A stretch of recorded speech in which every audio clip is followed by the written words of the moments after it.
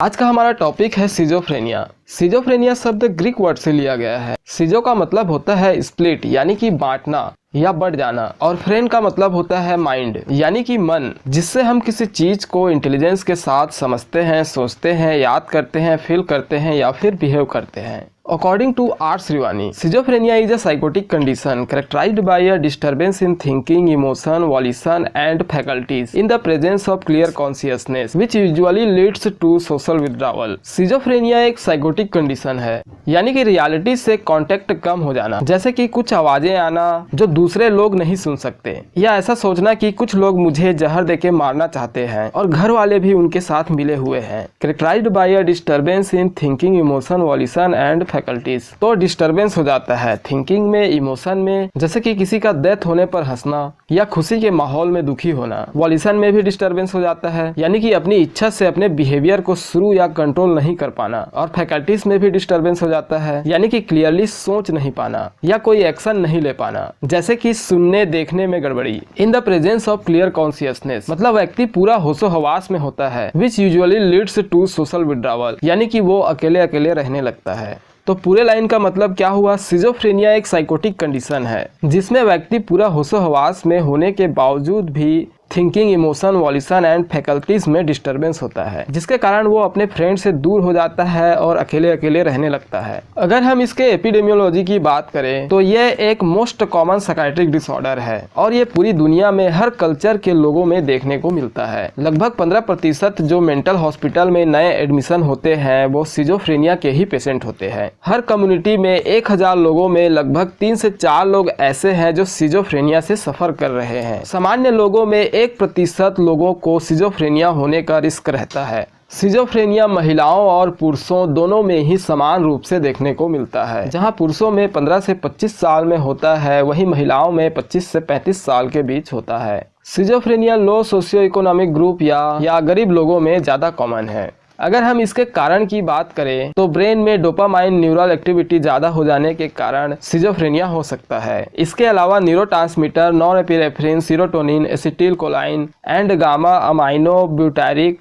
Acid GABA में abnormally होने के कारण भी सिजोफ्रेनिया हो सकते हैं। सिजोफ्रेनिया के डेफिनेशन और कारण पे अलग अलग वीडियो इस चैनल पर अवेलेबल है, जो आपको इस वीडियो के अंत में मिल जाएगा। तो अब हम इसके क्लिनिकल फीचर्स या लक्षण की बात कर लेते हैं। तो पहले यूगन ब्लूअर के 4 सिम्टम्स को समझते हैं, जिसमें पहला है अफेक्टिव डिस्टर्बेंस, यानी कि इमोशन को ठीक तरह से शो नहीं कर पाना। इमोशन मतलब दुखी होना, खुश होना, रोना, हंसना, शोक, डर या गुस्सा। जैसे कि किसी फैमिली मेंबर के डेथ हो जाने पर नॉर्मली लोग दुखी होते हैं, लेकिन सिजोफ्रेनिक पेशेंट इस कंडीशन में हंसेगा या खुश रहेगा। सेम इसी प्रकार अगर खुशी का माहौल हो तो दुखी हो जाएगा, यानी कि सिचुएशन के हिसाब से वो अपने इमोशन को शो नहीं कर पाता। दूसरा है ऑटिस्टिक थिंकिंग या ऑटिज्म, मतलब सिजोफ्रेनिक पेशेंट खुद में प्री ऑक्यूपाई हो जाता है, यानी कि खुद में खोया रहता है, बाहर से उसे कोई मतलब नहीं होता, क्योंकि उन्हें किसी के हंसने की, रोने की आवाजें आती है जो कोई और नहीं सुन सकता, या उसे शक होता है कि कोई उस पे नजर रख रहे हैं, जैसे कि घर में कैमरा लगा हुआ है या कोई उसे जहर देके मारना चाहता है। तो वो इन्हीं सब चीजों में खोया खोया रहता है, इसलिए उसको बाहर से कोई मतलब नहीं होता, खुद में प्री ऑक्यूपाई हो जाता है। तीसरा है एम्बिवेलेंस, मतलब सिजोफ्रेनिक पेशेंट ये डिसाइड नहीं कर पाता कि उसे क्या करना चाहिए और क्या नहीं करना चाहिए, जैसे कि घूमने जाऊं या ना जाऊं, खाना खाऊं या ना खाऊं, नहाऊं या ना नहाऊं। चौथा है एसोसिएटिव लूजनेस, मतलब लॉजिकली सोच नहीं पाता, अनरिलेटेड टॉपिक के बारे में बात करता है जिसका एग्जैक्ट मतलब नहीं निकलता है, जैसे कि मेरा नाम इशिका है, भारत की राजधानी दिल्ली है, अशोक महान सम्राट था, रायपुर में क्रिकेट स्टेडियम है। सिजोफ्रेनिक पेशेंट इस तरह से बात करते हैं तो पता नहीं चल पाता कि ये बताना क्या चाहते हैं। तो ये ब्लूअर्स के 4 सिम्टम्स थे। उसके बाद कर्ट स्नाइडर ने 1959 में फर्स्ट रैंक सिम्टम दिया, जिसे स्नाइडर फर्स्ट रैंक सिम्टम्स या SFRS भी कहते हैं, जिसमें 11 सिम्टम्स या लक्षण शामिल हैं। पहला, खुद के थॉट्स उन्हें सुनाई देते हैं, यानी कि जो वो माइंड में सोच रहे हैं वो उसे अपनी ही आवाज में सुनाई देता है। जैसे कि अगर वो सोच रहा है कि मैं 1 बजे खाना खाऊंगा तो उसे उसी की आवाज में सुनाई देगा कि मैं 1 बजे खाना खाऊंगा। वो केवल सोच रहा है और वो चीजें आवाज में सुनाई दे रही हैं उसको। दूसरा है hallucinatory voice in the form of statement and reply, मतलब किसी दूसरे की स्टेटमेंट के रूप में आवाज आता है, जैसे कि कोई 2 या 2 से अधिक लोग मेरे बारे में डिस्कस कर रहे हैं, मुझे जान से मारने का प्लानिंग बना रहे हैं, जबकि वहाँ ऐसा कोई भी आवाज नहीं आता है। कोई भी फैमिली मेंबर उस आवाज़ को नहीं सुन पाते। ये जो आवाज़ें आ रही हैं वो केवल पेशेंट को ही सुनाई देता है, क्योंकि रियलिटी में ऐसा कोई भी आवाज़ वहाँ से आता ही नहीं है। तीसरा है रनिंग कमेंट्री, मतलब इसमें भी आवाज़ आता है जो कि सिजोफ्रेनिक पेशेंट पे कमेंट करता है। जैसे कि सिजोफ्रेनिक पेशेंट अगर बुक पढ़ रहा है तो आवाज़ आएगा कि अब तू बुक पढ़ रहा है। अगर पेशेंट पानी पी रहा है तो आवाज़ आएगा कि तू पानी पी रहा है। या फिर अगर पेशेंट सब्जी बनाने वाला है तो आवाज़ आती है, कमेंट आती है कि अब तू सब्जी बनाएगा, अब तू सब्जी को काटेगा, अब तू सब्जी में ये डालेगा वो डालेगा। तो इस तरह से पेशेंट जो भी काम करता है उस पर कमेंट आता है, आवाज़ के रूप में कमेंट आता है, जो कि पेशेंट सुन सकता है लेकिन कोई दूसरा नहीं सुन सकता उसको। रियलिटी में ऐसा कोई भी आवाज़ नहीं आता है, इसलिए दूसरे लोग इसे सुन नहीं पाते। चौथा है थॉट विड्रॉवल, मतलब सिजोफ्रेनिक पेशेंट के माइंड से थॉट को निकालना या विड्रॉ करना। यानी कि पेशेंट को ऐसा लगता है कि उसके माइंड में जो थॉट्स आ रहे हैं, जो थिंग्स आ रहे हैं, उसे कोई एक्सटर्नल फोर्स या कोई दूसरा रिमूव कर रहा है, निकाल रहा है। इसलिए साइकियाट्रिस्ट जब उनसे सवाल पूछते हैं तो वो जवाब नहीं दे पाते या जवाब देते देते चुप हो जाते हैं। पांचवा है थॉट इंसर्शन, मतलब थॉट को सिजोफ्रेनिक पेशेंट के माइंड में डालना। यानी कि सिजोफ्रेनिक पेशेंट को ऐसा लगता है कि कोई दूसरा या एक्सटर्नल फोर्स थॉट को उसके माइंड में डाल रहे हैं, जैसे कि तू अपने फैमिली वालों के साथ गलत करने वाला है। जबकि पेशेंट का मानना रहता है कि मैं अपने फैमिली वालों के साथ ऐसा कर ही नहीं सकता, उनके बारे में मैं ऐसा सोच ही नहीं सकता। इस तरह से पेशेंट को लगता है कि कोई दूसरा मेरे माइंड में गलत गलत बातें डाल रहा है। छठवा है थॉट ब्रॉडकास्ट, मतलब सिजोफ्रेनिक पेशेंट के माइंड में जो चल रहा है या वो जो सोच रहा है वो ब्रॉडकास्ट हो रहा है या सबको पता चल रहा है। जैसे कि रेडियो पे या टेलीविजन पे कोई शो चलता है या फिर कुछ उसमें बताते हैं तो जितने लोग भी सुनते हैं उन सभी को पता चलता है। तो इसी तरह से पेशेंट को ऐसा लगता है कि मेरे मन में जो बातें चल रही है वो सबको पता चल रहा है, वो ब्रॉडकास्ट हो रहा है। जब साइकियाट्रिस्ट उनसे सवाल पूछते हैं तो वो कहता है कि मेरे मन की बात तो ब्रॉडकास्ट हो रहा है, आपको तो सारी बातें पता ही है, तो आप मुझसे सवाल क्यों पूछ रहे हैं। जबकि साइकियाट्रिस्ट को ऐसा कुछ भी पता नहीं होता है। सातवां है डेलूजनल परसेप्शन। डेलूजनल का मतलब होता है गलत सोच और परसेप्शन का मतलब होता है फील करना, महसूस करना या किसी चीज को देखकर समझना। जैसे कि सूर्य को उगते देख वो बोल सकता है कि अंतरिक्ष से अब एलियन उतरने वाले हैं। आठवां है सोमेटिक पैसिविटी। सोमेटिक का मतलब होता है बॉडी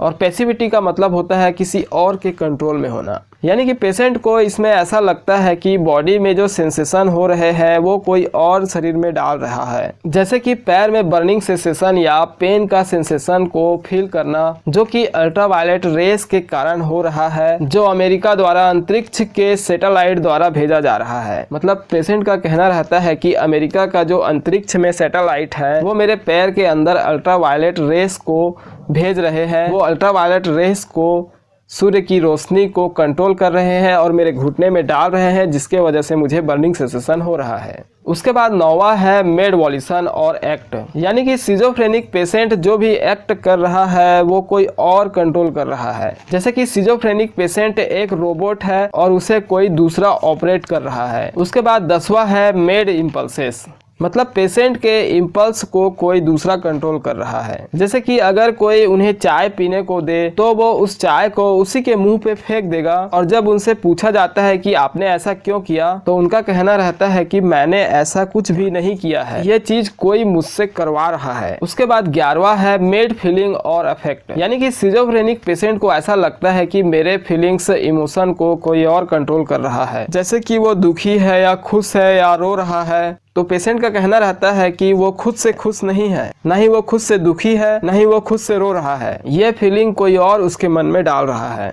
तो कर्ट स्टाइनर के अकॉर्डिंग इस 11 लक्षण में से अगर कोई एक भी लक्षण प्रेजेंट है तो उसे सिजोफ्रेनिया हम मान सकते हैं। ये कर्ट स्नाइडर के द्वारा कहा गया था। उसके बाद हम सिजोफ्रेनिया के पॉजिटिव और निगेटिव सिम्टम्स को समझते हैं। पॉजिटिव सिम्टम्स का मतलब होता है थॉट्स या बिहेवियर में चेंजेस होना, जैसे कि डेलूजन, हेलुसिनेशन, एक्साइटमेंट या एजिटेशन, हॉस्टिलिटी या aggressive behaviour, suspiciousness, ideas of reference, suicidal tendencies. Delusion यानी कि गलत सोच जो कि फर्म है, पक्की है, आप उसे सबूत भी देंगे कि ये गलत सोच है तब भी वो नहीं मानेगा। जैसे कि लोग मुझे देखकर हंस रहे हैं, लोग मेरे पे नजर रखे हुए हैं, लोग मुझे जान से मारना चाहते हैं। उसके बाद हेलुसिनेशन का मतलब होता है सिजोफ्रेनिक पेशेंट को आवाजें आना। तो सिजोफ्रेनिक पेशेंट आवाज को सुनते हैं जो कि कोई दूसरा नहीं सुन सकता। हमारे पास 5 सेंस हैं, जैसे कि हम सुन सकते हैं, हम स्मेल कर सकते हैं, हम टंग से टेस्ट कर सकते हैं किसी चीज को, अगर कोई हमें टच करेगा तो भी हमें पता चलता है, और हम आंख से देख सकते हैं।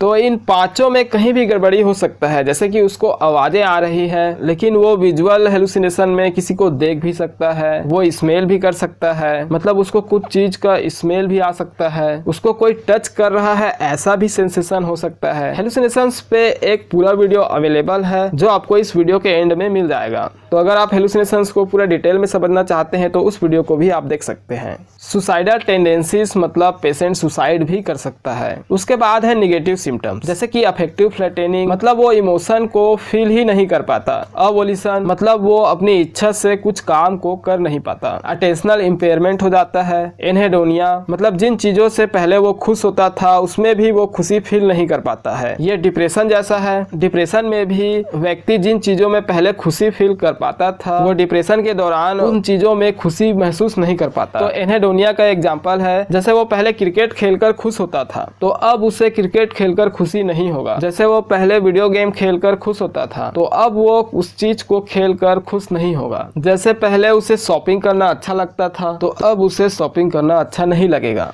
उसके बाद है एलोजिया, मतलब वो ठीक से बोल नहीं पाता है या बहुत कम बात करता है। पहले के मुकाबले वो बहुत कम बात करता है या बोल नहीं पाता। उसके बाद हम इसके सारे लक्षण को समझते हैं जो कि सिजोफ्रेनिया में हो सकते हैं। तो पहला है थॉट्स एंड स्पीच डिसऑर्डर, मतलब सोच और बोलने में परेशानी होना, जैसे कि autistic thinking, loosening of association, thought block हो जाना, नियोलॉजिम्स यानी कि कोई नया शब्द को रोज बोलना जो कि हमारे समझ से परे हैं, जैसे कि तुआली फुआली, पुअर्टी ऑफ स्पीच मतलब ज्यादा बोल नहीं पाता है, इकोलेलिया मतलब कोई शब्द या फ्रेसेस को रिपीट बोलना, परस्यूरेशन लगातार किसी शब्द को रिपीट करते रहना, वर्बिजिरेशन यानी कि senseless repetition of same word और phrases over and over again, delusions जैसे कि डेलूजन्स ऑफ परसिक्यूशन मतलब लोग मेरे बारे में खबर रख रहे हैं, घर में कैमरे लगे हुए हैं, लोग मुझे धोखा देना चाहते हैं, मुझे जान से मारना चाहते हैं, इस तरह का थॉट्स माइंड में आना। डेलूजन ऑफ ग्रैंडियोर मतलब पेशेंट खुद को ऐसा समझता है कि वो बहुत पावरफुल है, बहुत अमीर आदमी है, किसी स्पेशल मिशन को पूरा करने के लिए वो इस धरती पर आया है, वो बहुत ज्ञानी है। उसके बाद है डिसऑर्डर ऑफ परसेप्शन, इसके अंदर भी हेलुसिनेशंस आ जाते हैं। जैसे कि मैंने आपको अभी थोड़ी देर पहले ही बताया था कि हमारे पास 5 सेंस हैं, जैसे कि आवाजें आना, किसी को देखना, कुछ स्मेल आना या टंग में कुछ अजीब सा स्वाद आना या फिर कोई टच कर रहा है ऐसा लगना।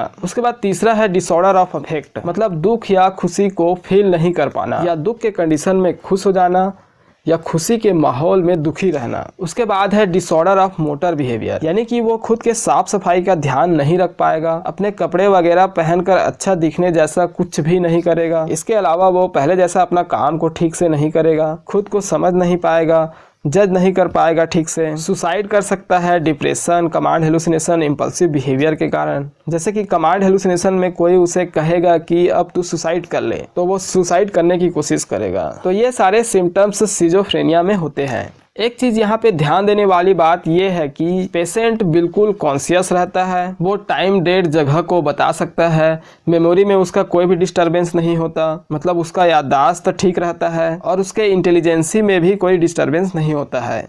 तो अब हम इसके ट्रीटमेंट की बात कर लेते हैं। तो इसके ट्रीटमेंट के लिए एंटीसाइकोटिक ड्रग को यूज किया जाता है, जिसमें कन्वेंशनल एंटीसाइकोटिक है क्लोरप्रोमाजिन, फ्लूफेनाजिन डिकोनेट, हेलोपेरिडोल, ट्रीफ्लुओपेराजिन। इसके डोजेस आप देख सकते हैं। क्लोरप्रोमाजिन को 300 से 1500 mg पर डे ओरल दिया जाता है और 50 से 100 mg इंजेक्शन के थ्रू। इसी तरह और भी मेडिसिन के आप डोज को देख सकते हैं। इसके अलावा कॉमनली यूज्ड टिपिकल एंटीसाइकोटिक है क्लोजापाइन, रिस्पेरिडोन, ओलंजापाइन, जिसमें क्लोजापाइन को 25 से 450 mg पर डे ओरल देते हैं, रिस्पेरिडोन को भी 2 से 10 mg पर डे ओरल देते हैं, ओलंजापाइन को भी 10 से 20 mg ओरल देते हैं और जिप्रासिडोन को भी 20 से 80 mg पर डे ओरल देते हैं। एंटीसाइकोटिक ड्रग के अलावा भी इसमें एंटी डिप्रेसेंट, मूड स्टेबलाइजर, बेंजोडाइजापिन्स और भी कई दवाओं को इसमें यूज किया जाता है। इसके अलावा इलेक्ट्रोकन्वल्सिव थेरेपी भी इसमें दिया जाता है। लगभग सिजोफ्रेनिया को ट्रीटमेंट करने के लिए 8 से 12 बार इलेक्ट्रोकन्वल्सिव थेरेपी दिया जाता है। इसके अलावा साइकोलॉजिकल थेरेपीज भी देते हैं, जैसे कि group therapy, behaviour therapy, social skill training, cognitive therapy, family therapy. अगर आपको इस वीडियो में कोई कंफ्यूजन है तो कमेंट करें। वीडियो अच्छा लगा हो तो लाइक करें। इस चैनल पर नए हो तो चैनल को सब्सक्राइब करें और बेल आइकन भी प्रेस कर दें ताकि आपको नई वीडियो का नोटिफिकेशन मिलता रहे। Thank you.